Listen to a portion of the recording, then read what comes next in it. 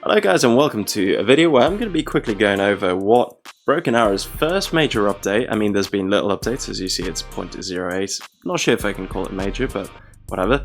Their first big update that they've released, so I'm actually very excited to see it because obviously Broken Arrow has had a lot of issues, mainly with connectivity, with players dropping out, abandoning games, etc. So I'm hoping personally to see that this has been fixed. So if you want, you can go read the full changelog up here.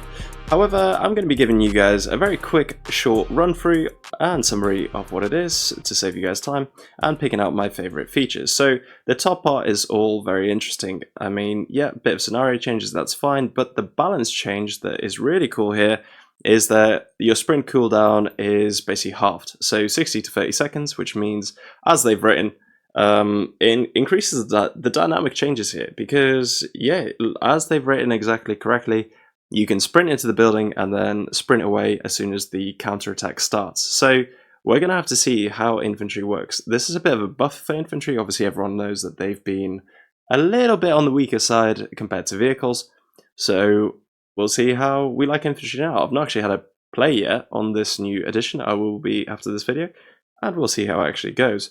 Now, stability network, obviously that is the biggest one. A lot of Russian players have been, especially Russian, other countries too, but they've been disconnecting due to connection issues, which doesn't seem to be addressed here. I'm not sure, but reconnect functionality has been improved or has been fixed, so hopefully we'll see players at least rejoining. So the crashes are apparently going to get better, and there's other numerous fixes and improvements, which is a bit vague, but hopefully that will help a lot.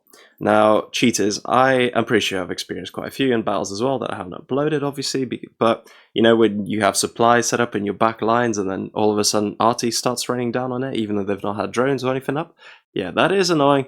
Obviously, the Chinese players have been getting a lot of flack for that recently, but you know, it can be anyone, and yeah, cheaters are obviously irritating for all. So I'm glad that they're trying to fix it, and I hope this actually works. They are also the surrender feature. This is one that I really like because obviously if you join a game and 3 players do drop, hopefully it'll happen less, then, you know, you can just surrender as opposed to abandon the game, which I hate doing as well.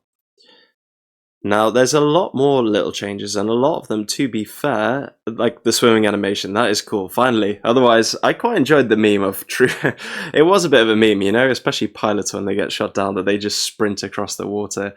It was pretty funny, but apparently that's been fixed, so we will see. I'm looking forward to seeing that.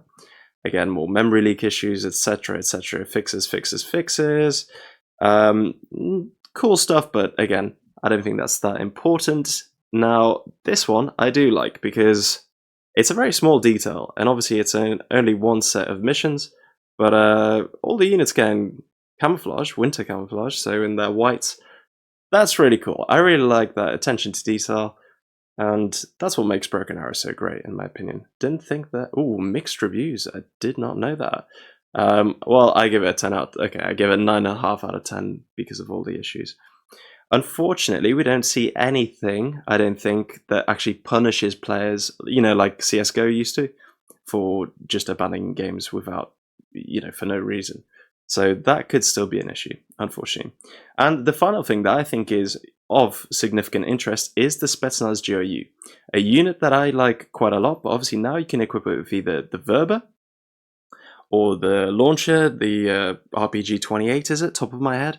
But anyway, bazooka we'll call it, but now you can actually have it with 2 Verbas, which is, I think, huge because Verbas are the best Russian manpad in the game, and having 2 of them, they'll be the only unit to do that. So I would actually, yeah, consider using GRU with that setup now, as opposed to the old classic bazooka and AA manpad. So yeah, anyway, a few bits of fixes here and there. Again, you can just read it yourself up here on the changelog, but I'll give it a thumbs up because it's nice to see that it's not even been a month and they're already doing updates, but I'm obviously all in favor of them trying to fix the game and making it better, and hopefully it will actually work.